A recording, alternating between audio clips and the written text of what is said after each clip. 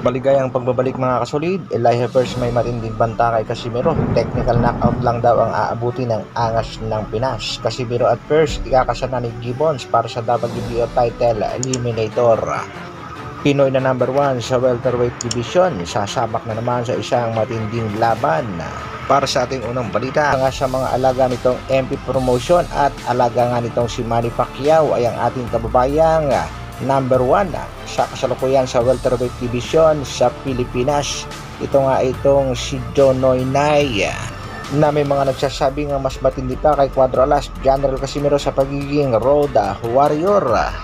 Ito rin ang tumalo at nagbigay ng knockout dito kay Liam Wilson. Tinagurian nga itong si Kabayan Joe Breaker at may edad na 28 pa lamang.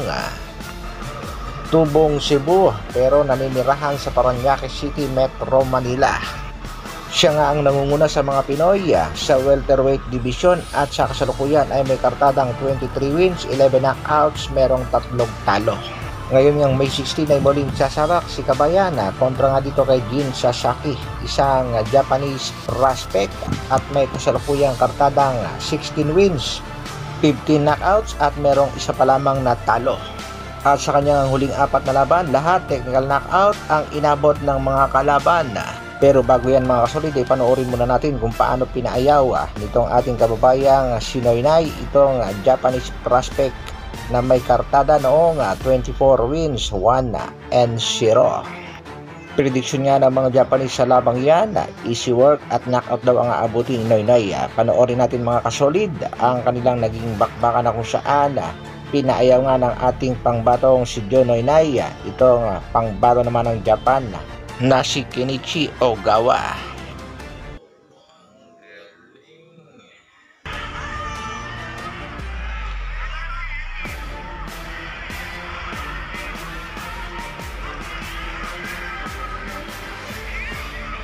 Pero bago nga umayaw ang hapon ay kitang-kita naman natin mga kasolid na hindi na niya talaga kaya ang malalakas na suntok ni Kabayang John Noynay.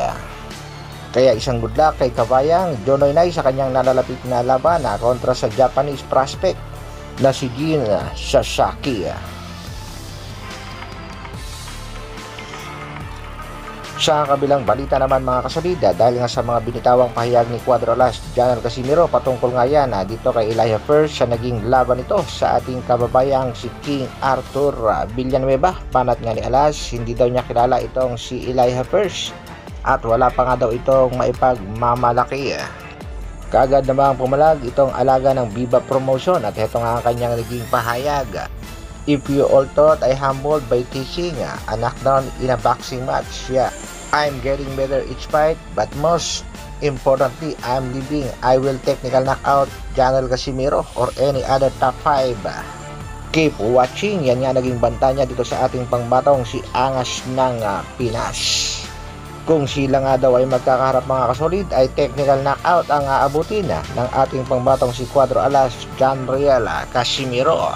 When I knock his ass out, I want you to formally apologize.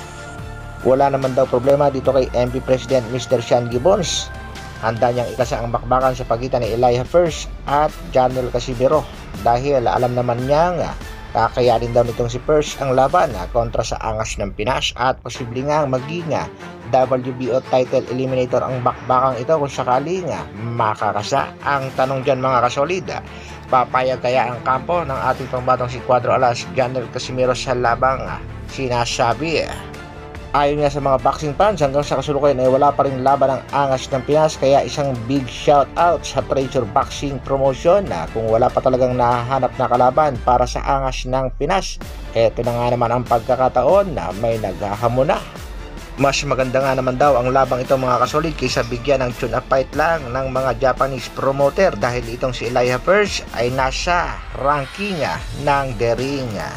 Hanggang dito na lang muna mga kasolid. Maraming salamat sa patuloy na pagsuporta at panonood. Isang like naman dyan at sa mga bagong mapapadaan sa ating munting channel, pa-like, share and subscribe na rin. Mabuhay, Dr. Alvin Vlogs. Brrrr.